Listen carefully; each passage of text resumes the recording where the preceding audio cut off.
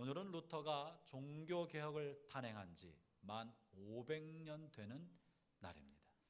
정확하게 1517년 10월 31일 비텐베르크 성당 문 앞에 95개조 방박 성문을 붙이면서부터 종교개혁의 불길이 유럽에 퍼져가게 되었으니 만 500년이 되는 그런 뜻깊은 날이고, 교회는 그것을 기념하여 해마다 10월 마지막 주일을 종교개혁 주일로 일반적으로 지키고 있습니다.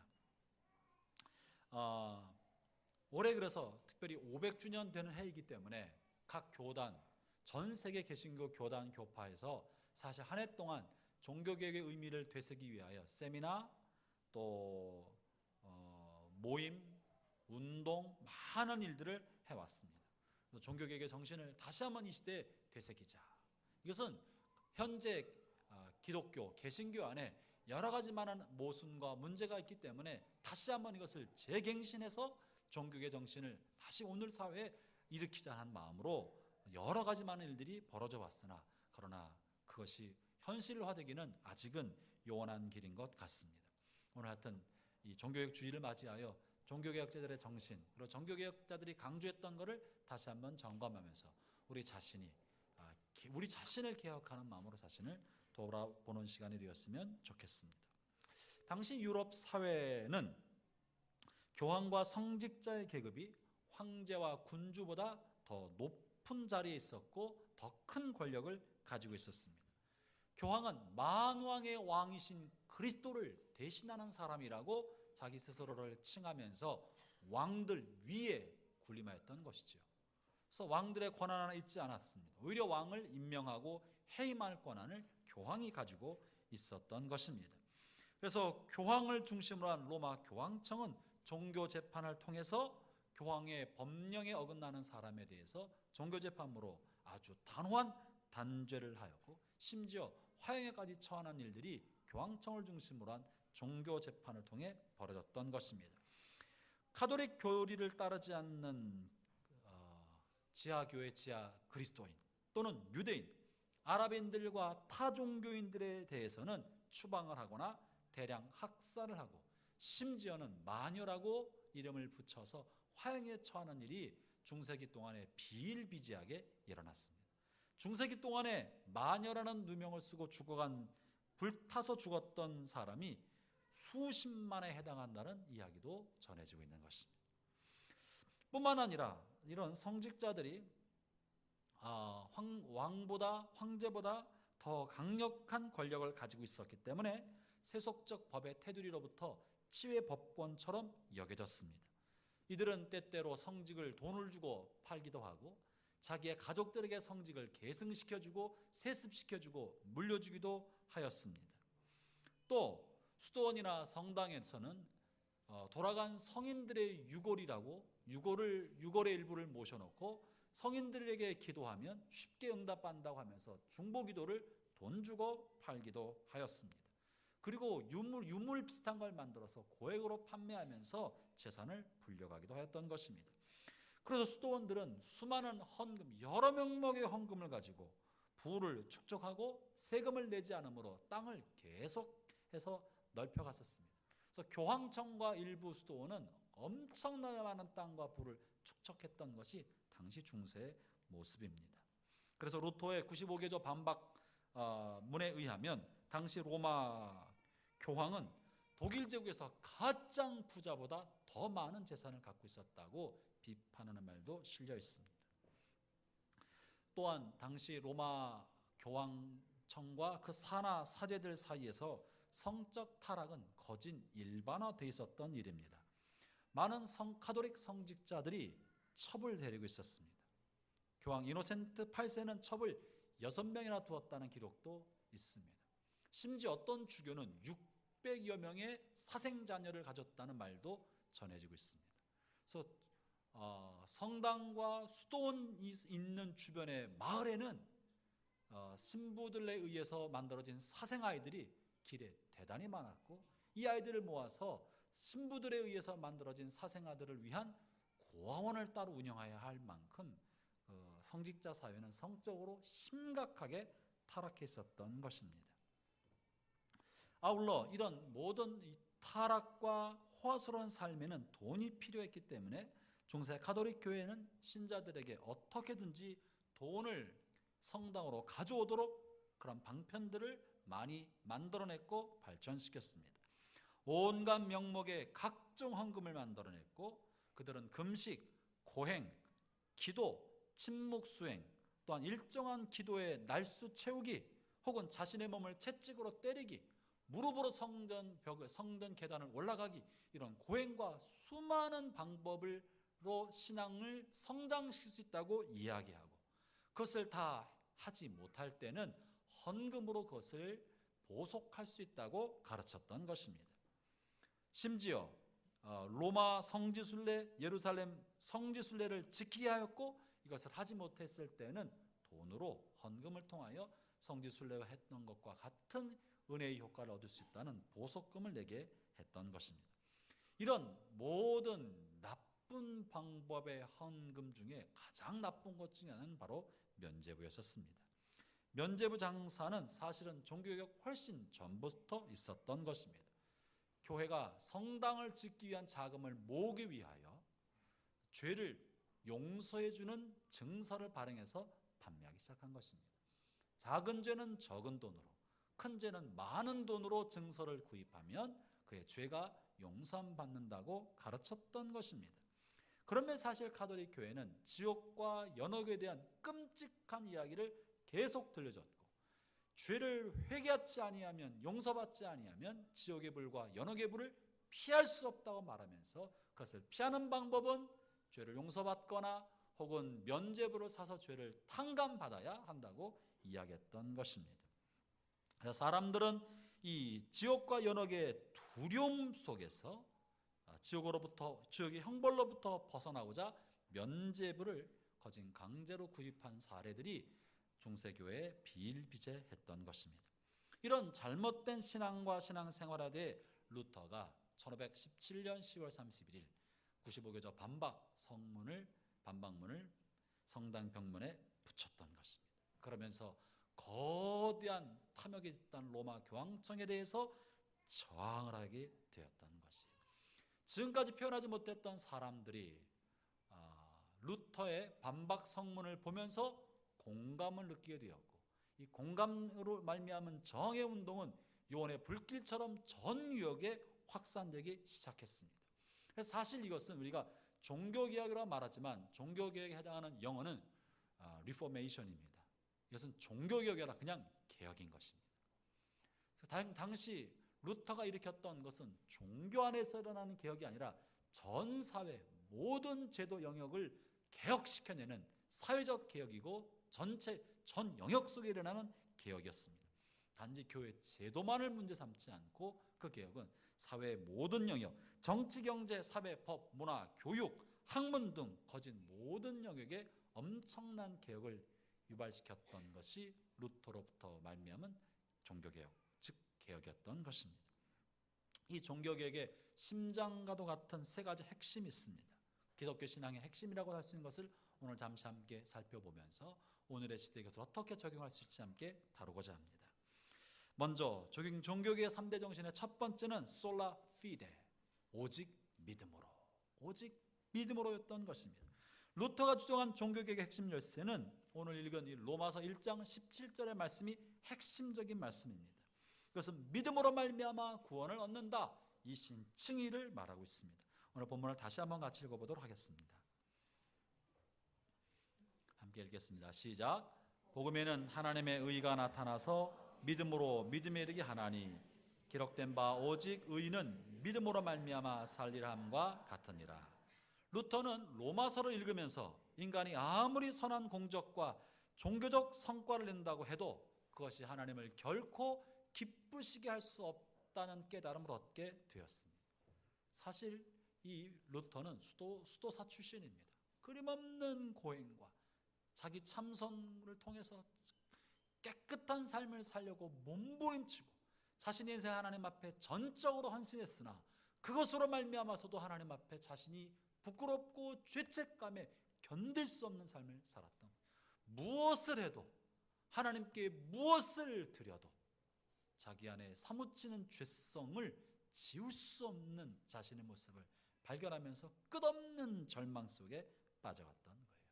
그것은 선으로도 기도로도 예배로도 날마다 드리는 미사라도 끊임없이 반복하는 고해성사라도 결코 내 안에 자신 안에 감추었던 죄성, 이기심과 탐욕과 음란한 본성으로부터 자유로울 수 없는 자신의 몸을 보았던 것입니다. 매일 드리는 금식 기도를 하나님 앞에 바쳐도 죄를 용서받을 수 있는 것은 아닙니다. 여러분 40일 금식 기도를 한다고 해서 우리 영혼이 하나님 앞에 거룩함을 얻는 것 아닙니다. 날마다 하루도 빠짐없이 1000일 동안 새벽 기도를 채운다고 해서 그것 때문에 우리 영혼이 하나님 보시기에 더 받으심직할 만한 사람이 되는 것도 아닙니다. 내가 한 사람을 상처 주고 한 사람을 괴롭힘으로 말미암아 고통 준 것에 대한 죄값으로 10명의 영혼을 구원한다 할지라도 내가 구원한 10명의 영혼이 내가 범한 한 사람 영혼에 대한 상처 준 것을 대신 갚아낼 수 없는 것입니다.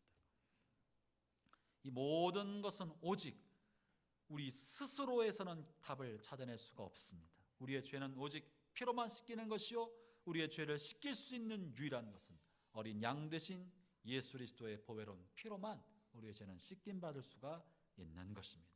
그분의 죽으심이 나의 죄를 용서하기 위함이라는 걸 믿을 때 우리는 그리스도의 피가 내 몸에 적셔지게 되고 나를 위해서 대신 죽으신 그분의 죽으심으로 내 죄는 용서함 받고 그분의 의가 내 몸에 입혀지게 되는 것, 이것이 믿음으로써 의롭게 된다는 이신칭의를 일컫는 것입니다.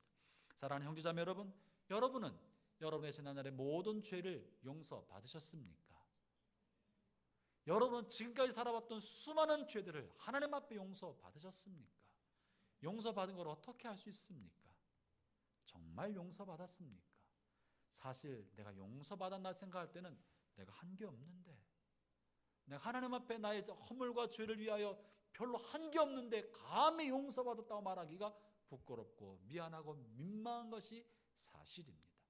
차라리 죄를 용서받기 위하여 헌금을 얼만큼 해라, 기도를 얼만큼 해라, 성경을 얼만큼 봐라, 예배를 몇 번 참여해라, 구제를 얼만큼 하라고 말하면 훨씬 속이 시원하고 그것을 하기는 훨씬 더 쉽습니다.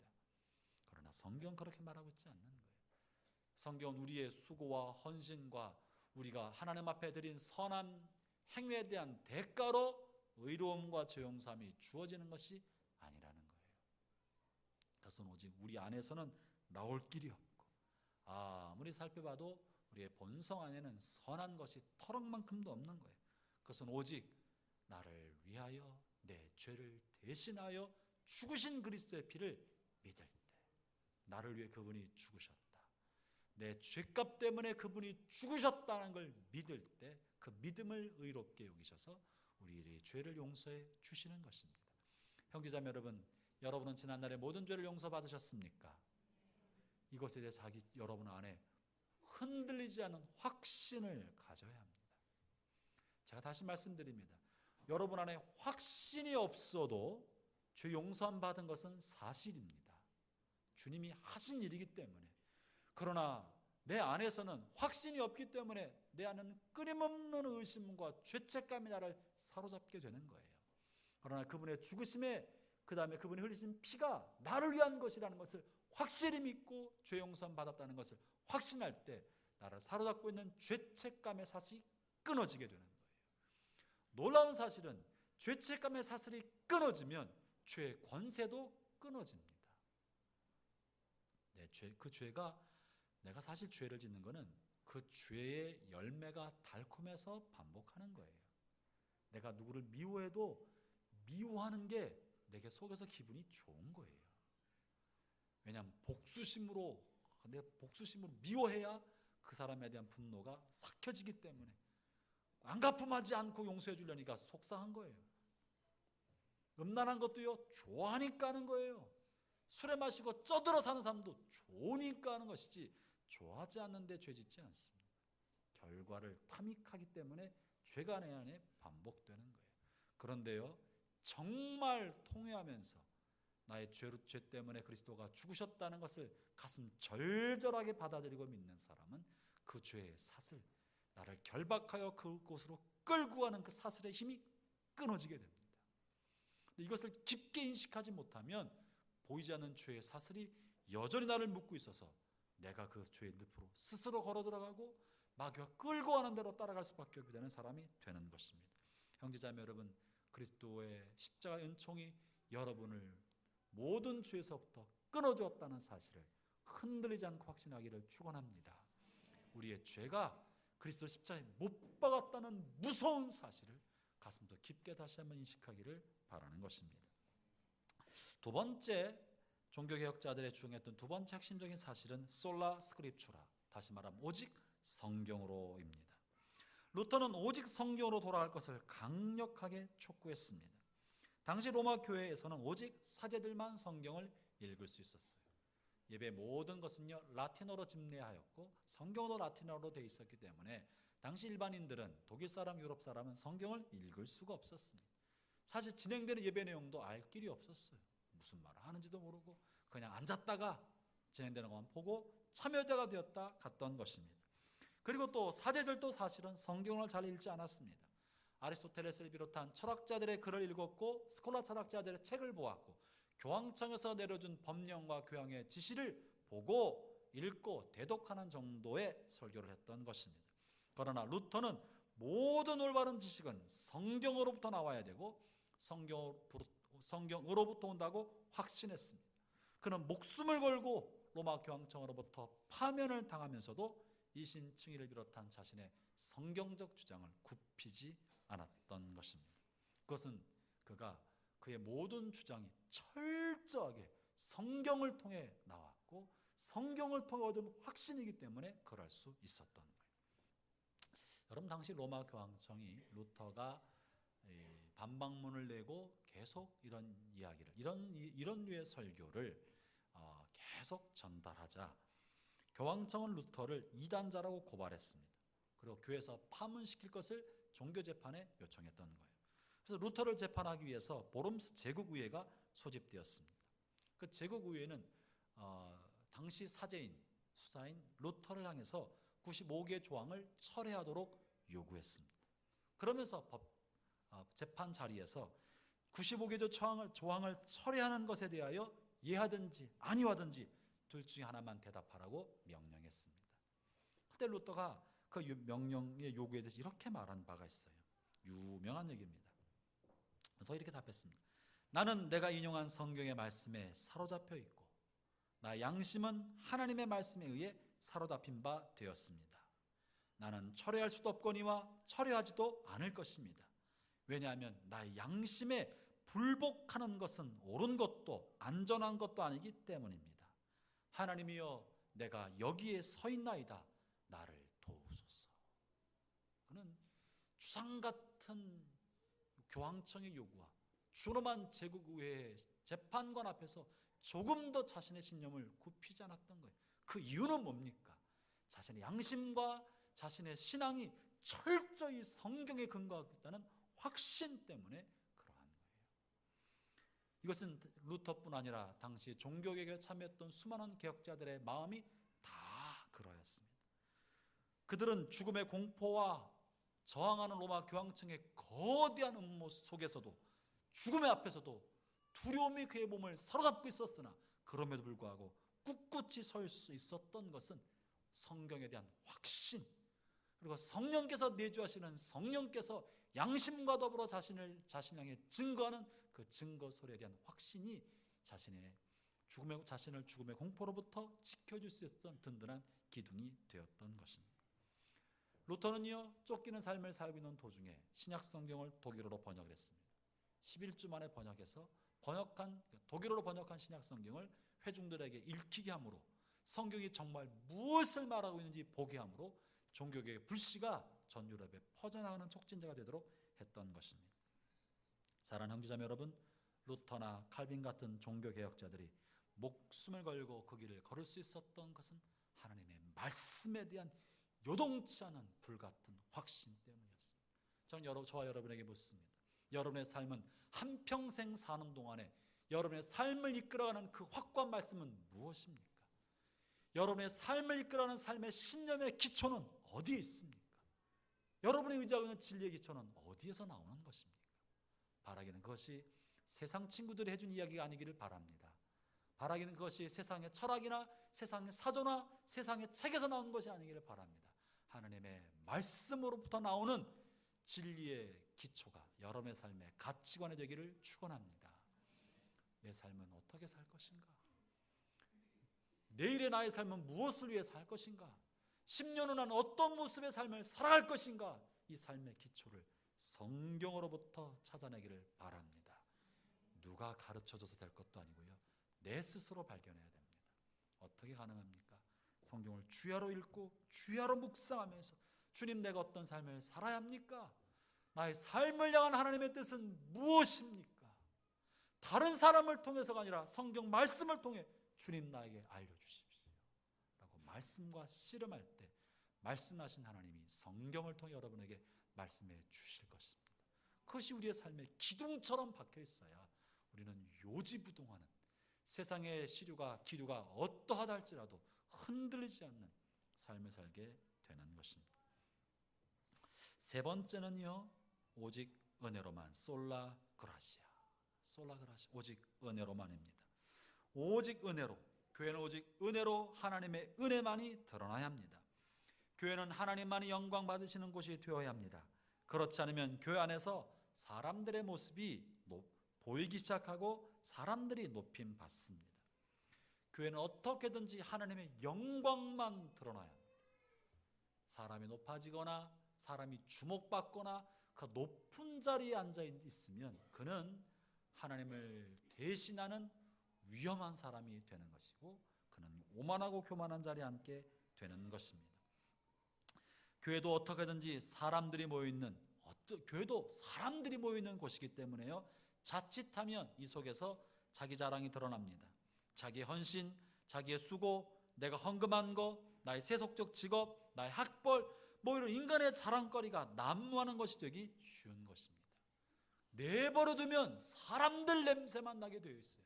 그렇기 때문에 끊임없이 우리 자신을 낮추고 그리스도께 집중하지 않으면 우리는 인간 집단, 인간들이 모이는 종교 집단이 될 가능성이 매우 높은 것이에요. 마르틴 루터가 수도사가 되고 나서 사제로 신부가 된 결정적 사건이 있었습니다. 그는 원래 아버지의 바람에 따라서 명문대학이었던 에르푸르트 대학에서 법학을 공부할 생각이었습니다. 그런데 어느 날 친구와 함께 들판을 걷다가 천둥번개를 동반한 뇌우가 꽝꽝 내리쳤습니다. 비와 함께 내려지는 벼락을 함께 걷던 친구가 정통으로 맞게 되었어요. 그리고 벼락을 맞은 그 친구는 그 자리에서 즉사하였습니다.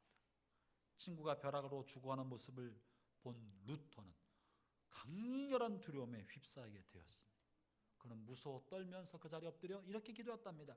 성 안나여 저에게 힘을 주소서. 그렇게 하신다면 제가 수도사가 되겠습니다. 그가 수도사로 자신을 헌신했던 것은 하나님을 위한 헌신 때문이 아니라 죽음에 대한 공포와 지옥불에 대한 두려움 때문에 자신을 수도사로 헌신한 거예요.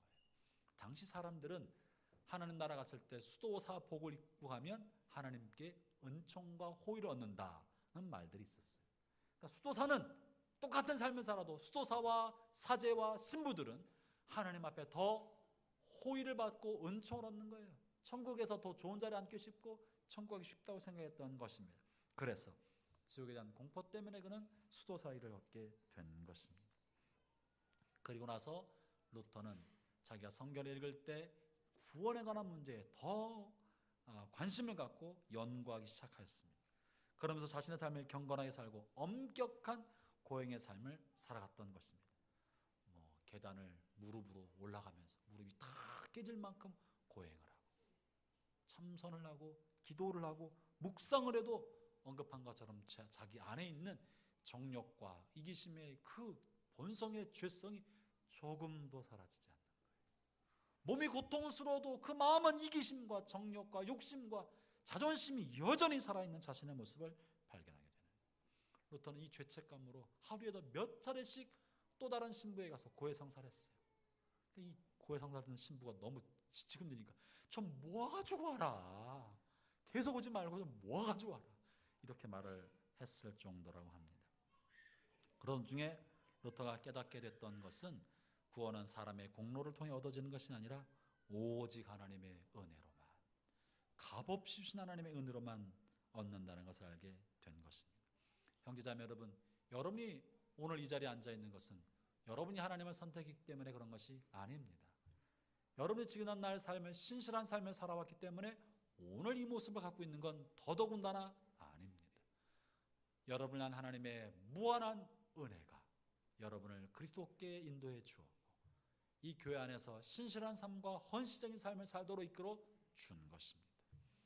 내가 주님을 선택하고 주님께 헌신과 희생을 드린 것이 아니라 주님의 은혜가 여러분을 이끌어서 이만큼 오게 한 것입니다.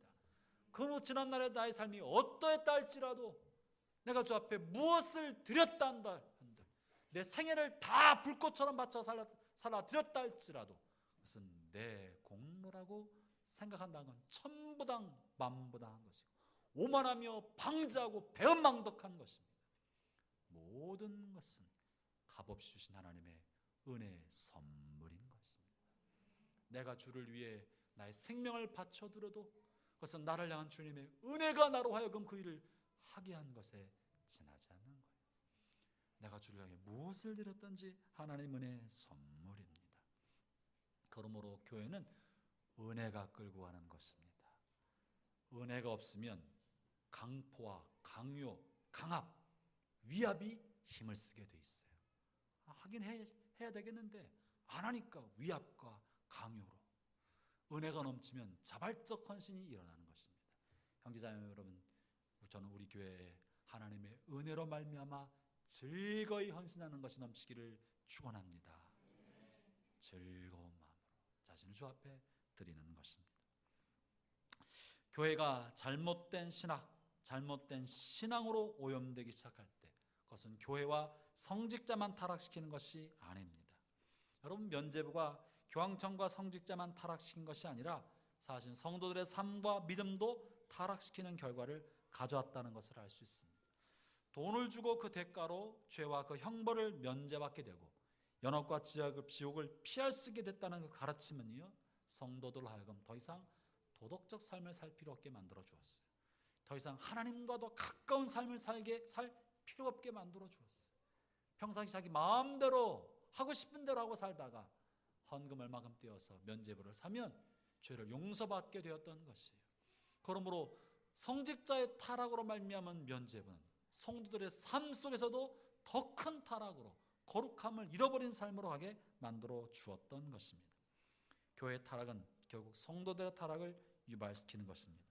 교회가 하나님의 말씀을 따라 온전하게 되지 않고 다른 목적을 가지고 교회를 운영하면 교회가 타락할 뿐만 아니라 그 속에 살아가는 성도들의 삶도 타락하게 됩니다. 오랫동안 한국 교회는 가난을 극복하기 위해서 왜곡된 축복신앙, 예수 믿으면 형통한다는 잘못된 번영신앙을 가르쳐 왔습니다. 그리고 교회를 성장시키는 것이 최고의 과제인 줄 알았어요. 많은 사람이 모이게만 하면 하나님께 영광 되는 줄 알았어요. 더 많은 사람을 전도하는 것이 가장 큰 일인 줄 알았어요. 많은 사람이 모여오게. 그래서 수단과 방법을 가리지 않고 전도하고 교회만 앉혀놓으면 그 사람이 은혜 받고 하는 건 주님께 맡기는 거다.